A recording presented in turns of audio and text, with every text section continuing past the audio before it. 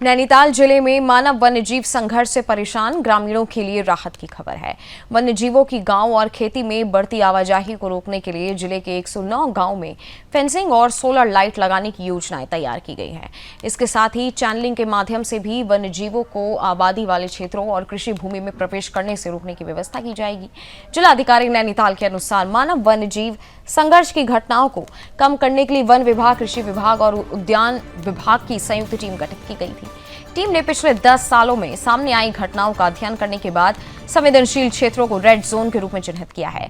इसी आधार पर जिले के 109 गांवों को पहले चरण में योजना में शामिल किया गया है। इन गांवों में सुरक्षा व्यवस्था मजबूत करने का काम प्राथमिकता के आधार पर किया जाएगा।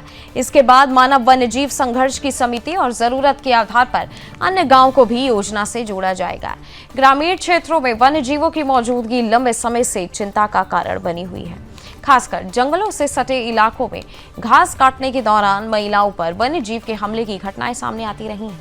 खेतीबाड़ी के दौरान भी ग्रामीणों को वन्यजीव की आवाजाही के कारण परेशानी का सामना करना पड़ता है। प्रशासन का मानना है कि फेंसिंग, सोलर लाइट और चैनलिंग जैसी व्यवस्थाओं से वन्यजीवों की आबादी वाले क्षेत्रों में आवाजाही को नियंत्रित करने में मदद मिलेगी। साथ ही संवेदनशील गांव में ग्रामीणों की सुरक्षा भी मजबूत होगी। फिलहाल 109 रेड जोन गांव को प्राथमिकता देकर योजना पर काम शुरू किया जा रहा है।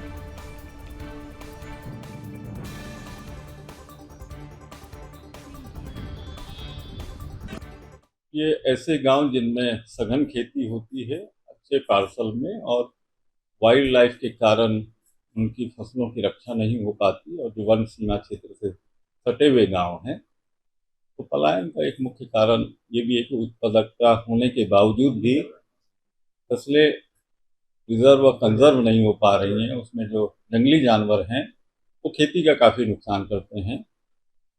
तो इस वर्ष की जिला योजना में चेन लिंक फेंसिंग जो कृषि विभाग द्वारा प्रायोजित होती है, उस स्कीम में डिस्ट्रिक्ट प्लान में 2 करोड़ रुपया रिलीज किया गया था।